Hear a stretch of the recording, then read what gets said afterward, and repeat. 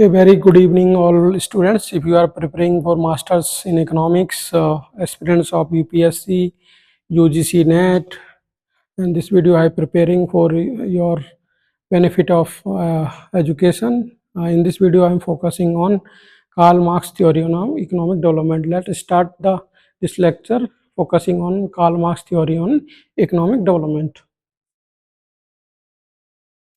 So Karl Marx presented a radical critique of classical political economy, formulating a dynamic theory of economic development rooted in historical materialism and the integral contradiction of capitalism.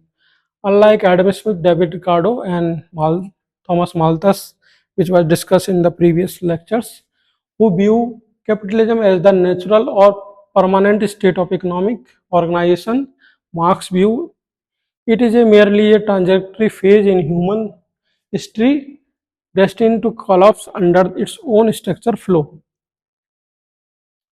So these are the major assumptions of Karl Marx model is concerned. The first assumption, historical materialism. History is determined by material condition and economic factor, not by ideas, religion or individual will. Second, mode of production. Society economic structure is based on the mode of production which includes forces and relations of production. Third, base and superstructure. Economic base mode of production determines the superstructure, political, legal, religion, cultural and ideological institution. Fourth assumption, class struggle. All history is the history of class struggle between opposing classes with conflicting interests. Fifth, economic determinism. Economic factors are the ultimate determinants of social, political, cultural and ideological life. Sixth assumption, as far as Karl Marx model is concerned, private ownership of mean of production. I will discuss later what are the mean of production. In capitalist society, the mean of production are privately owned by a small capitalist class. Sixth assumption, exploitation of the labor. Capitalists exploit the workers by paying wages less than the value of surplus labor they produce. Then Karl Marx also given theory of surplus value. Profit in capitalism arise from unpaid surplus labor of workers, which is appreciated by the capitalist. Ninth assumption, inevitable collapse of capitalism. Internal contradiction of capitalism, overproduction, fall in profit rate will lead to its crisis and collapse. And last assumption, revolution and classless society. Proletariat will overthrow capitalism through revolution and establish a classless communist society. So according to Marx, the aim of development is not just economic growth but the liberation of working class and creation of an equal society. Karl Marx assumed that economic development is driven by material condition, class struggle and contradiction of the capitalism. इसी को हम discuss करने वाले हैं. True development can be achieve only when exploitation ends and classless communist societies established. So these are the core plus of Karl Marx theory. First, materialist condition. People must first meet their material need to live. Second, class struggle, and last, social change. So the core idea, development is not natural or automatic, it is result of material condition, class struggle and the conflict between productive forces and relation of production. अब historically he basically classify 5 stages. Primitive communism, actually 6 stages I'll discuss in detail. First, primitive communism, no private property, common ownership of resources based on the need and profit is exist. Slave society, slaves own nothing, slaves owners exploit the labor of the slaves. And feudal society, land is owned by the feudal lords, peasants serfs work and give surplus to the lord. Capitalist society, mean of production are privately owned by capitalist, workers sell their labor of the wages. Or last, basically fifth, communist society, no private property, classless, stateless, exploitation free society based on the common ownership. उसके बाद आता है आपका basically socialism, इसमें missing है, मैं उसको discuss करूंगा आगे. यहाँ पे दो तीन चीजें डिस्कस करने की जरूरत है। जो कार्ल मार्क्स का मॉडल है वो तीन कंडीशंस पे टिका है, यानी कोर पिलर उसके तीन है, मैट्रिकल condition, class struggle and social change. ठीक है, इसी पे डिस्कस करने वाले हैं। और मोड ऑफ प्रोडक्शन क्या है, प्रोडक्टिव फोर्सेस क्या है। Mode of production basically nothing but the functional relationship or addition of productive forces and relation of production. Productive forces, as far as the Karl Marx is concerned, technology, tools, machine, skill and unskilled labor and knowledge. Relation of production, ownership, control and social relations between population and production process. Mode of production, the total system of producing and distributing goods in the society. ठीक है, driving forces क्या है, class struggle, तो इन्होंने क्या class struggle होगा। ठीक है, ruling exploiting the classes, owns the mean of production and control the society, versus वर्गिस वर्सेस प्रोलेटरेट्स। प्रोलेटरेट्स वर्कर्स को कहते हैं, वर्गिस जो है यहाँ पे लैंडलॉर्ड को कह रहे हैं। ठीक है, exploitation and surplus value, workers work create value. ठीक है, created value, then surplus value appropriate by the capitalist as a profit, rent, interest, necessary value just enough to sustain the worker's life. According to Marx, economic development is a result of contradiction in the mode of production. Class struggle is the engine of history. Capitalism, being exploitative and unstable, will be overthrown by the proletariat and replaced by a classless communist society where true human development is possible. अब बात कर लेते हैं historical materialism क्या है।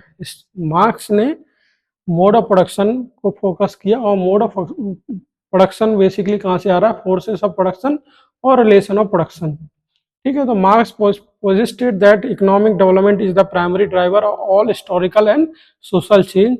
Structure of any society is determined by its mode of production which consist of two elements. कौन से elements है, फोर्सेस ऑफ प्रोडक्शन, इसमें technological capacity, machinery, land and skill of the labour force है।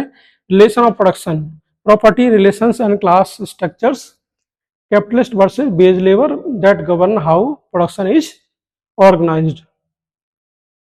उसके बाद उन्होंने 6 स्टेजेस बताया। Development occurs when the forces of production outgrow the existing relation of production, creating structural frictions. This conflict trigger a revolution advancing the economic through distinct historical stages। और कौन कौन सी stages बताया, primitive communism बताया, slavery बताया, feudalism बताया, capitalism बनाया, और फिर सोशलिज्म एंड लास्ट में communism. Engine of capital growth and surplus value, ये सरप्लस वैल्यू वो कहाँ से कैपिटलिस्ट ले रहे हैं। ठीक है, capitalist economic development rely entirely on the extraction of unpaid labor. Building on the classical labor theory of value, Marx defined the total value of any produced commodity through 3 components। 3 क्या है, C, B और S। ठीक है, C क्या है, constant capital, the value of machinery, raw material and factory overhead which transfer its existing value to the product without creating new value, इसको कह रहे हैं constant labor capital। दूसरा बी क्या है, variable capital, the wages paid to workers equivalent only to the socially necessary labour time required for their substance and reproduction. और last में है आपका सरप्लस वैल्यू। ठीक है, सरप्लस वैल्यू क्या है, the additional value created by workers beyond their wage cost which is appropriated entirely by the capitalist as a surplus. और इसको मैथमेटिकली समझ सकते हैं, surplus value is nothing but the total value created by the labour minus variable capital. अब capital accommodation कैसे हो रहा है and technological change. To survive market competition, capitalist can not simply consume their surplus value, they are forced to continuously reinvest it into more effective labor saving machinery. This drive for technological supremacy changes the structural makeup of the economy by increasing organic composition of the capital, which is represented by the Q divided by the C and B। C यहाँ पे constant capital है और B यहाँ पे variable cost है। As capitalists develop, production become increasingly capital intensive, high capital, okay, higher constant capital and relatively less labor intensive. Internal contradiction and so systematic collapse. Marx argued that the very mechanism driving capitalist growth accumulated and the technological innovation created initial contradiction that market long-term development impossible. यहीं पे आता है law of falling rate of profit. Because surplus value is generated exclusive by leaving labor, replacing labor with machinery shrink the relative base of profit generation. As the organic composition of capital rise, the overall rate of inevitably tend downwards over the time. यानी P nothing but the S divided by C plus V. और P क्या है? Rate of profit है यहाँ पे. Industrial reverse army, ये भी एक इंपॉर्टेंट कंसेप्ट है. Continuous mechanisation displaces human labor, creating a structural pool for unemployment workers. This reverse army suppresses by bargaining power of employed labor, keeping real wage permanently depressed by substance level. Then crisis of underconsumption and overproduction. Capitalists relentlessly expand production capacity by simultaneously minimizing wage cost. This creates a macroeconomic crisis where the working class lack the purchasing power, effective demand to clear the market produced goods, leading to a severe cyclic dispersion या depressions. Concentration and centralization. Product crisis bankrupt smaller, less efficient firms. Their assets are absorbed by larger competitive, leading to a concentration of wealth into the massive monopolies and to concentration of wealth into massive monopolies and accelerating wealth inequality.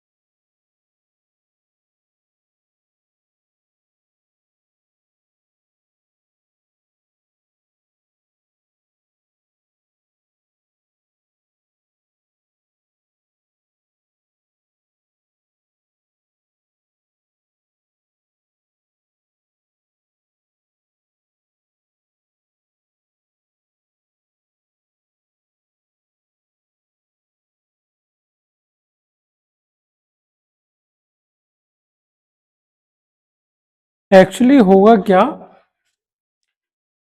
Class struggle एक important aspect है, important aspect है Karl Marx का. और ये क्यों होगा, उसके लिए थ्योरी ऑफ सरप्लस वैल्यू को समझने की जरूरत है. ये मोस्ट इंपॉर्टेंट पार्ट है थ्योरी ऑफ सरप्लस वैल्यू. इसमें क्या हो रहा है कि जो कैपिटलिस्ट है, कैपिटलिस्ट क्या कर रहा है कि लेबर के पास क्या है, यानी पूरी सोसाइटी में दो ही हैं, एक है कैपिटलिस्ट और एक है लेबर. ठीक है, लेबर क्या करेगा, अपनी जो मैन पावर है उसको सेल करेगा कैपिटलिस्ट को, और कैपिटलिस्ट इससे क्या करेगा, कैपिटल अकोमोलेशन करेगा. अब क्योंकि कैपिटलिस्ट को अपना प्रॉफिट बढ़ाना है तो वो क्या करेगा, लेबर से काम ज्यादा कराएगा. जब वो काम ज्यादा कराएगा तो क्या होगा कि जो जो प्रॉफिट वो अर्न कर रहा है, ठीक है, और वेजेस जो दे रहा है उसमें क्या है, डिसबैलेंस है. यानी प्रॉफिट आपको, काम आपसे ज्यादा ले रहा है, वेजेस आपको कम दे रहा है. इससे क्या होगा, कैपिटलिस्ट का प्रॉफिट होगा, कैपिटलिस्ट का प्रॉफिट होगा. अब कैपिटलिस्ट यहीं पे नहीं रुकेगा, अब वो उस कैपिटलिस्ट से क्या करेगा, सेकेंड स्टेज में क्या करेगा, मशीन्स लगाएगा, मशीन्स. ठीक, तो एक प्रॉफिट तो उसका यहां से आ गया कि वो काम ज्यादा करवा रहा है और वेजेस कम दे रहा है. सरप्लस,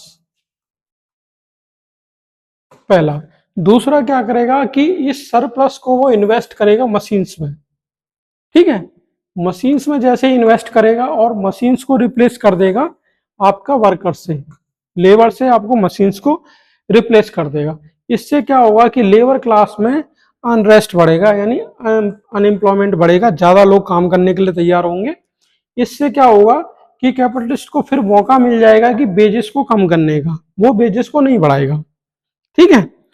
यहाँ पे भी कैपिटलिस्ट रुकेगा नहीं, फिर वो क्या करेगा, जो छोटी छोटी स्मॉल फर्म्स हैं उनको भी क्या कर लेगा, मर्ज कर देगा और एक इस तरह से मोनोपोली इकोनॉमी में डेवलप कर लेगा। इससे जब वो मोनोपोली कर लेगा तो ये कैपिटलिस्ट बहुत ज्यादा प्रॉफिट अर्न करेगा और लेबर के पास सब्सटेंस वेजेस भी नहीं होंगी जिससे वो अपने लाइवलीहुड्स को सिक्योर करे। इसी की वजह से क्या होगा, फिर विद्रोह होगा, ठीक है। और वहीं से कास या कह सकते हो क्लास स्ट्रगल स्टार्ट होता है एज फार एज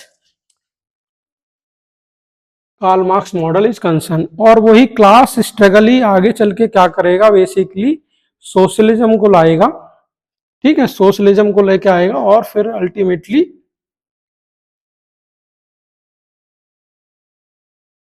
कैपिटलिज्म का अंत हो जाएगा, यानी क्राइसिस इन कैपिटलिज्म यहीं से स्टार्ट होता है। कैपिटलिज्म फॉल हो जाएगा, ठीक है, और उसके बाद आएगा सोशलिज्म, सोशलिज्म के बाद आएगा कम्युनिज्म।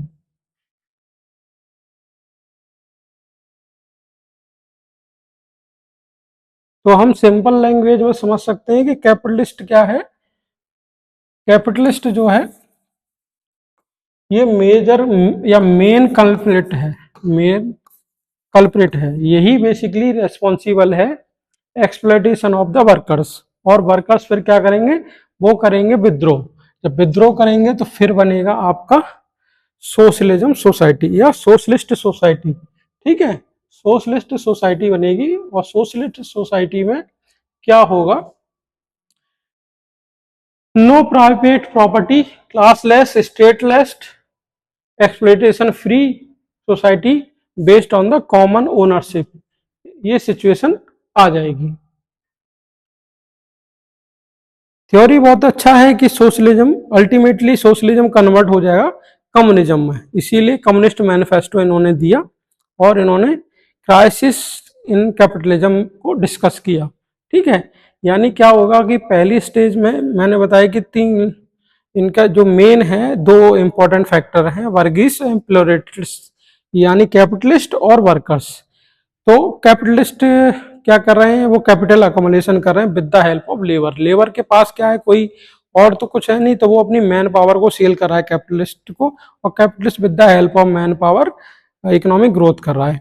अब कैपिटलिस्ट, क्योंकि वो कैपिटलिस्ट उसका नेचर है, वो प्रॉफिट अर्न करना चाहता है, तो वो क्या करेगा, लेबर से ज्यादा काम करवाएगा और वेजेस उनको कम देगा, और जो डिफरेंस होगा वही क्या होगा, एक सरप्लस होगा, जिसको सरप्लस वैल्यू कहा कार्ल मार्क्स ने। वो सरप्लस वैल्यू वहीं तक नहीं रोकेगा कैपिटलिस्ट, उसके बाद क्या करेगा, वो सरप्लस वैल्यू यानी जो प्रॉफिट उसको एक्स्ट्रा अर्न हो रहा है, उस रेवेन्यू और उस प्रॉफिट को वो बेसिकली क्या करेगा, इन्वेस्ट करेगा मशीनरी में।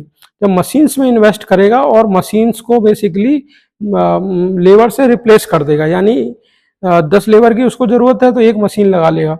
इससे क्या होगा, अनएम्प्लॉयमेंट बढ़ेगा, प्लस ज्यादा लोग काम करने के लिए तैयार रहेंगे। अब इससे क्या होगा कि कैपिटलिस्ट इसको एज ए अपॉर्चुनिटी लेगा और अपॉर्चुनिटी लेके क्या करेगा कि अब बेजिस को कम कर देगा, क्योंकि ज्यादा लोग काम करने के लिए तैयार हैं। जब बेजिस कम होंगी तो क्या होगा, लेबर क्लास में अनरेस्ट और बढ़ेगा। अब कैपिटलिस्ट यहाँ भी नहीं रुकेगा, अब वो क्या करेगा, छोटी छोटी फर्म्स को मर्ज कर देगा, एक तरह से मोनोपोली बनाने की कोशिश करेगा। इससे अल्टीमेटली क्या होगा कि अंडर डेवलपमेंट या कह सकते हो अनएम्प्लॉयमेंट बहुत तेजी से बढ़ेगा।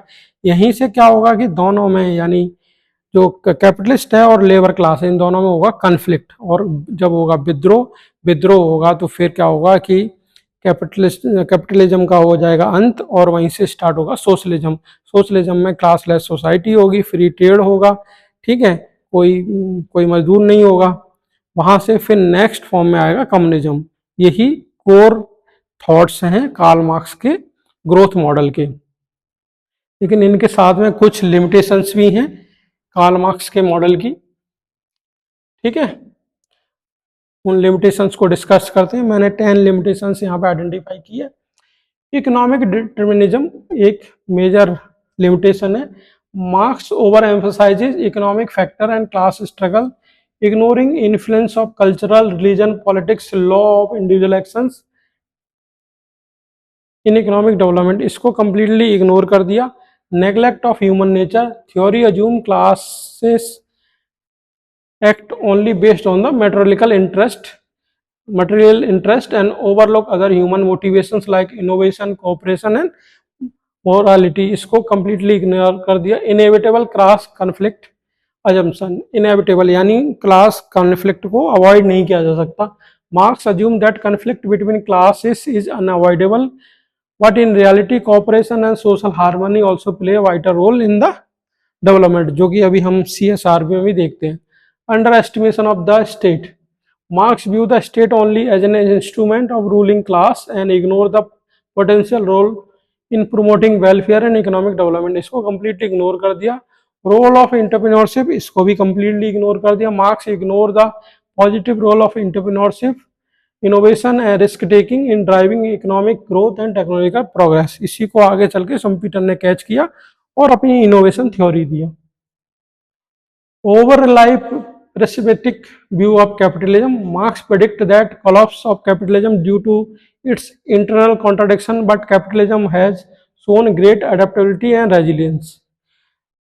सेवंथ है लेक ऑफ एम्पिरिकल वेरिफिकेशन, इसको भी कंप्लीटली इग्नोर कर दिया. Many proposition of Marx theory are based on the historical materialism and are difficult to test empirically और quantify scientifically. Uniformity of historical change. Marx theory assumes that same sequence of historical stages for all societies which does not fit the diverse path of economic development. Ninth जो है neglect of small producer and middle class, जो कि reality है, उसको भी Karl Marx ने completely ignore कर दिया. Marx focuses only two classes, burghers and proletariats, and ignore the role of small producers, peasant and middle class in the development. और last में lack of practical policy framework. Theory does not provide a clear practical blueprint for transitioning from capitalism to communism and managing economic thereafter. इसके बारे में completely ignore है. लेकिन अगर हम conclusion में भी इसको देखें जो आगे डिस्कस करने वाले हैं, यहाँ पे मैंने कंपैरिजन किया है चार इकोनॉमिस्ट को, Adam Smith, Ricardo, Thomas Malthus and Karl Marx. Primary engine of development, role of capital and machinery, population based dynamics, source of economic crisis, trade and policy solution, long run development outlook. ये मैंने components लिए हैं. तो Adam Smith focus करते हैं division of labour and market specialisation, primary engine of development. Ricardo capital accommodation and comparative advantage. Thomas Malthus focus करते हैं agriculture expansion and effective demand. और कार्ल मार्क्स फोकस करते हैं class struggle and technological innovations. Role of capital and machinery. Adam Smith कहते हैं increase productivity drives division. David Ricardo increase capital stock and excuse by land. Thomas Malthus essential but under consumption risk, A glut warehouse. और Karl Marx कहते हैं increases organic composition of capital and displaces labour. Population and based dynamics में देखिए तो Adam Smith focus कर रहे हैं exogenous growth with wealth market expansion. David Ricardo integration Malthusian but process basis to substance via corn law and profit squeeze. Thomas Malthus exponential growth trap, resource limitations with the help of preventive positive checks, limit to growth को avoid किया जा सकता है for a short term. Karl Marx create industrial reverse army की wages low via automation. Source of economic crisis, यहाँ पे कह रहे हैं state intervention and monopolies, kings and interfering. David Ricardo diminishing agriculture return squeezing the profit when zero marginal yield. Thomas Malthus, general gluts and underconsumption, unsold goods. Karl Marx, falling profit rate, overproduction, systematic contradiction between capitalists and workers. trade policy, free trade and laissez-faire as far as the administration is concerned, free trade via comparative advantage as far as Ricardo is concerned, protectionism, on law and defense landlord as far as the Malthus is concerned, and proletarian revolution, collective ownership, socialism की बात करते हैं आपके Karl Marx. Long run development outlook, highly optimistic and continuous, inevitable stationary state, Ricardo focus कर रहे हैं, cyclic famine entry of Malthus focus कर रहे हैं, और Karl Marx collapse of capitalism और सोशलिज्म और कम्युनिज्म का ग्रोथ। और इनका जो यहाँ पे समरी एंड आउटकम में देख सकते हो कि Smith comparison and contemporary relevance bottom बेवनिंग a law economic growth and economic thought, इसी तरह से मैंने कंपैरिजन किया है। अगर कंक्लूजन में देखें तो Karl Marx theory of economic development is a powerful critique of capitalism and a call of social transformation. While some of his predictions may not hold true in their original form, his insights into inequality, exploitation, and the need for a just society continue to provide a valuable guidance for building a more equitable and sustainable world. Hope आपको ये video कुछ समझ में आया होगा। अगर आपको video समझ में आया तो चैनल को सब्सक्राइब करिए। अब बढ़ते हैं आगे के वीडियो में, जिसमें मैं फोकस करने वाला हूँ संपीटर इकोनॉमिक ग्रोथ मॉडल।